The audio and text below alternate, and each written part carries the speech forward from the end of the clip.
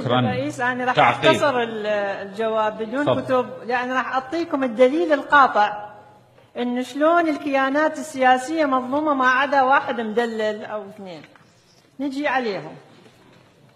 أولاً هاي ورقة التصميم، هاي تصميم، هذه اللي الكيانات السياسية، هذه الورقة موجودة على الشاشة. شو يسوون؟ الورقة هذه مثلاً عندي محافظة بغداد، اللي الكيان يخلوه بالركن، يعني الكيان اللي يخلوه بالركن اللي فوق هذا مميز يكون التصميم. هذا رأسا المرشح، يعني الناخب من يروح عليه سهل انه يخلي عليه صح.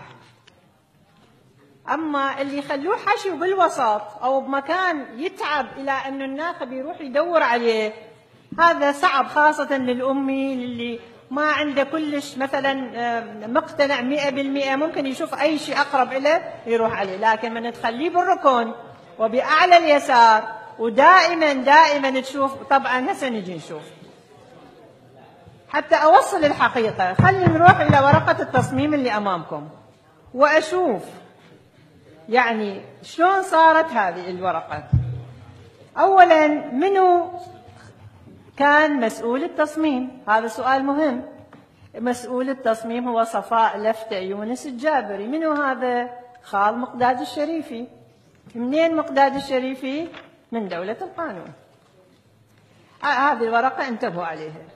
راحوا إلى 6 محافظات: بغداد، بابل، قادسية، ميسان، كربلاء، مثنى، كلها دولة القانون ماخذة ركن.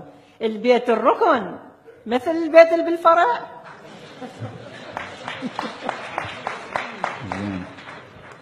فهذا الكيان المدلل على حساب الآخرين، يعني بقية المحافظات نينوى، أنبار، كركوك، ذولا يعني خلوها ما أخذوها، أخذوا بغداد لأنه ما يحتاجوهم ذولا. يعني تعرف وين المصلحة؟ مصلحة بغداد، بابل، قادسية، ميسان، كربلاء، مثنى.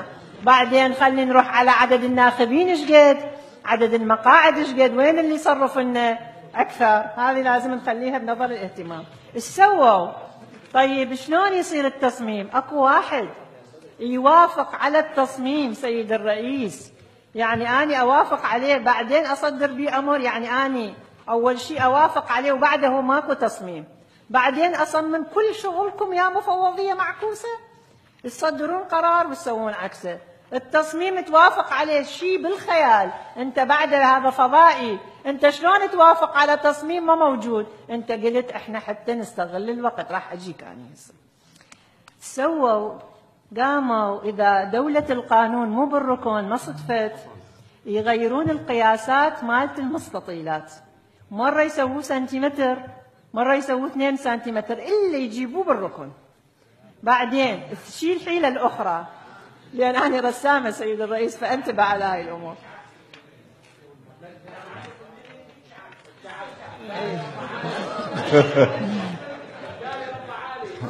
سيد الرئيس قاموا الشغلة الأخرى سووها حتى دولة القانون تصير بالركن. أكو فد مستطيل لي جوا، لو فهد ينزل لي، هذا مالت الباركود، أكو تنبيه، أكو فد تنبيه هنا يكتب إنه تنبيه. هذا المستطيل اللي بيه ملاحظة شو يسوي؟ حتى يجيب هذا التنبيه أو الباركود لورقة الاقتراع بيه ملاحظة، حتى دولة القانون تحافظ على هاي الركنية وعلى هذا المكان المميز.